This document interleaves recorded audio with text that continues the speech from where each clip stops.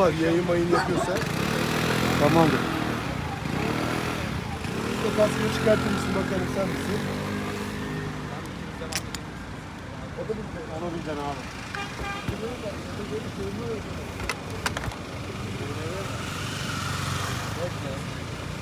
Ben miyim o? Eyvallah. Kendine iyi bak. Sağ olun abi. Daha yüzü kesin buğula bak ha. Adam bir yerde görmüyor. Tamamdır abi.